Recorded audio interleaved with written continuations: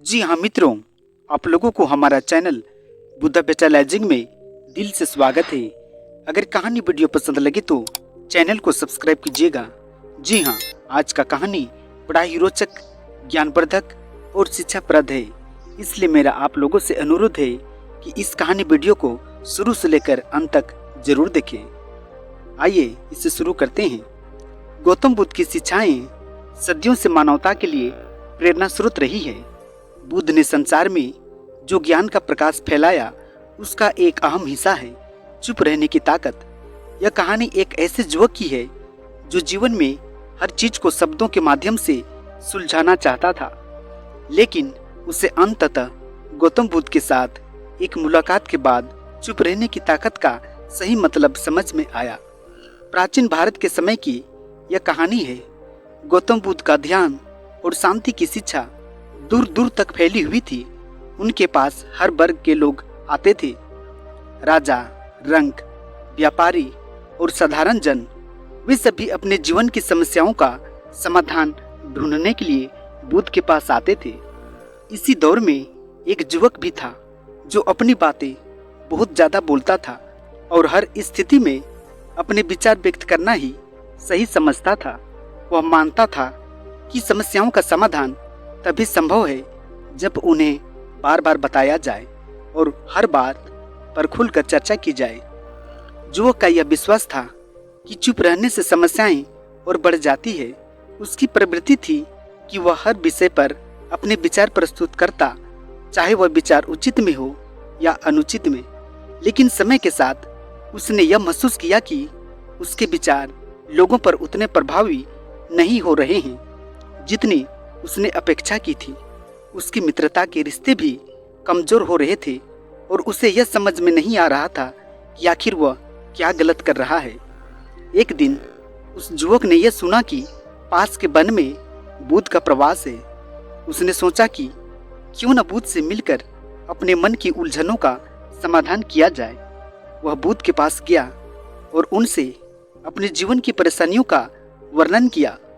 वह बुद्ध से मिलने की उत्कंठा से भरा हुआ था, क्योंकि उसे यकीन था कि बुद्ध की उसकी समस्याओं का कोई निश्चित समाधान देंगे।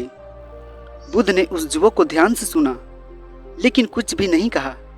युवक को यह थोड़ा अजीब लगा कि बुद्ध ने उसकी सारी बातें सुन ली, लेकिन कोई प्रतिक्रिया नहीं दी। वह थोड़ी देर तक इंतजार करता रहा, लेकिन बुद्ध फिर भी चुप थे। अंततः युवक ने निराश होकर बुद्ध से पूछा, आप कुछ बोलते क्यों नहीं? क्या मेरे प्रश्न इतने तुच्छ हैं कि आप उन पर कोई विचार नहीं कर रहे हैं? बुद्ध मुस्कुराए बोले, बेटा, बोलने से पहले चुप रहने की ताकत को समझो। युवक ने बुद्ध की बात सुनी, लेकिन उसे समझ में नहीं आया कि बुद्ध क्या कहना चाहते थे। उसने बुद्ध से पूछा, क्या चुप रहने से समस्याएं सुलझ जाती है? मुझे तो हमेशा यही सिखाया गया है कि संवाद से ही समाधान निकाला जा सकता है। बुद्ध ने उसे एक छोटा सा उदाहरण दिया। उन्होंने कहा, मान लो कि तुम किसी झील के किनारे बैठे हो और झील का पानी बहुत गंदा है। अगर तुम उस पानी को साफ करने के लिए उसे बार बार हिलाओगे तो क्या पानी साफ हो जाएगा? युवक ने सोचा और कहा, नहीं, पानी और ज्यादा गंदा हो जाएगा।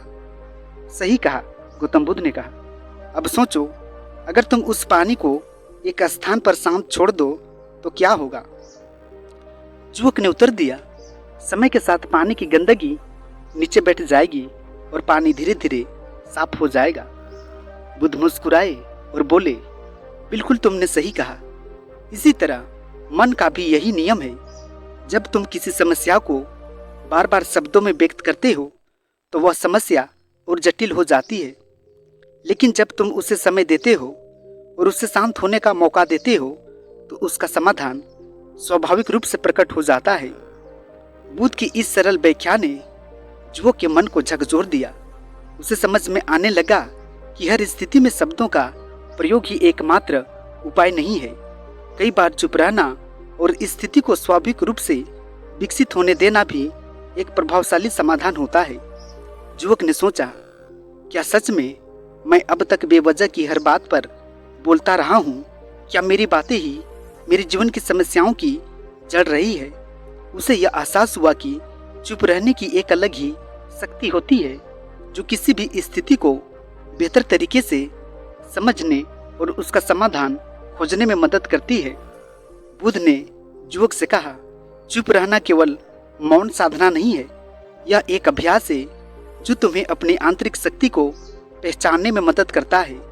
जब तुम चुप रहते हो तब तुम्हारे भीतर की आवाज़ साफ और स्पष्ट हो जाती है। तुम अपने भीतर की उन संभावनाओं को पहचान पाते हो जिन्हें तुम्हारे शब्दों का स्वर दबा देता है। इसके बाद बुद्ध ने युवक को एकांत और मौन के महत्व को समझाया। उन्होंने कहा, जब तुम एकांत में होते हो और मौन साधते हो तो तुम्हारे मन की सभी उलझनें शांत हो जाती है। तुम अपने विचारों को साफ और स्पष्ट रूप से देख सकते हो। इसी प्रक्रिया के माध्यम से तुम आत्मज्ञान प्राप्त कर सकते हो। युवक ने बुद्ध की बातें सुनी और उन्हें आत्मसात करने का निश्चय किया। उसने बुद्ध से पूछा, हे बुद्ध, क्या यह संभव है कि मैं हर समय चुप रहूं? क्या बोलना गलत है? बुद्ध ने उत्तर दिया, बोलना गलत नहीं है, लेकिन हर स्थिति में बोलना आवश्यक नहीं है। जब तुम्हारे शब्द किसी समाधान की दिशा में न हो तब मौन की ही अधिक उपयुक्त होता है। चुप रहने की शक्ति तब होती है जब तुम जानते हो कि कब बोलना है और कब नहीं। जब तुम चुप रहते हो तब तुम स्वयं को, अपने आसपास के लोगों को और स्थिति को बेहतर समझ पाते हो। युवक ने बुद्ध के मार्गदर्शन में मौन का अभ्यास करना शुरू किया। प्रारंभ में यह कठिन था। वो बहुत बार बोलने की इच्छा को नियंत्रित नहीं कर पाता था, लेकिन धीरे धीरे उसने यह सीखा कि हर बार प्रतिक्रिया देना आवश्यक नहीं है।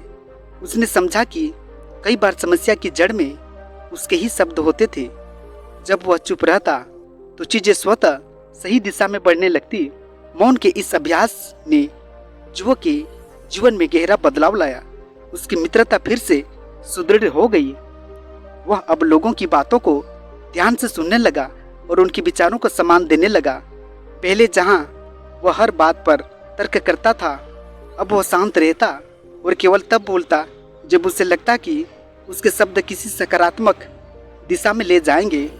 एक दिन युवक ने बुद्ध से अंतिम बार पूछा, हे बुद्ध, क्या मैं अब चुप रहने की शक्ति को पूरी तरह से समझ चुका हूँ? बुद्ध ने मुस्कुराते हुए कहा, बेटा, चुप रहने की शक्ति कोई ऐसी चीज नहीं है जिसे समझने के बाद समाप्त कर दिया जाए। यह एक सतत प्रक्रिया है। हर दिन, हर पल तुम्हें यह तय करना होगा कि किस स्थिति में मौन रहना है और किस स्थिति में बोलना है। जब तुम्हें यह निर्णय स्वतः आने लगे तब समझो कि तुमने इस शक्ति को आत्मसात कर लिया है। युवक ने बुद्ध को नमन किया और उनके मार्गदर्शन के प्रति आभार व्यक्त किया। उसने यह ठान लिया कि वह जीवन भर इस शिक्षा का पालन करेगा और चुप रहने की ताकत को कभी नहीं भूलेगा। जी हाँ, यह प्रेरक कथा हमें सिखाती है कि जीवन में हर बात को शब्दों से व्यक्त करना ही आवश्यक नहीं होता। कई बार चुप रहकर और मौन साधकर हम जीवन की गहरी सच्चाइयों को समझ सकते हैं। चुप रहना कोई कमजोरी नहीं, बल्कि यह एक ऐसी आंतरिक शक्ति है जो हमें आत्मज्ञान की ओर ले जाती है। जब हम मौन का अभ्यास करते हैं तब हम अपनी और दूसरों की भावनाओं को बेहतर ढंग से समझ सकते हैं। जी हाँ, गौतम बुद्ध की इस कहानी के माध्यम से हमें यह शिक्षा मिलती है कि मौन और चुप रहने की ताकत से हम न केवल अपने जीवन को सुधार सकते हैं, बल्कि दूसरों के जीवन में भी सकारात्मक बदलाव ला सकते हैं। जी हाँ मित्रों, आज का प्यारा सा मोटिवेशनल कहानी वीडियो आप लोगों को कैसा लगा? मुझे उम्मीद है, मुझे पूरा विश्वास है कि यह कहानी आपको ढेर सारा ज्ञान देकर चली गई होगी, आपके दिल को छूकर चली गई होगी। जी हाँ बंधु, वैसे दर्शक बंधु जो अभी तक हमारे चैनल में आकर और हमारे चैनल को सब्सक्राइब नहीं किए हैं, कृपया उन लोगों से मेरा अनुरोध है कि इस चैनल को अधिक से अधिक सब्सक्राइब करें और हमें समर्थन करें। जी हाँ मित्रों, आज का कहानी वीडियो में इतना ही। आप लोगों को बहुत बहुत धन्यवाद। नमस्कार।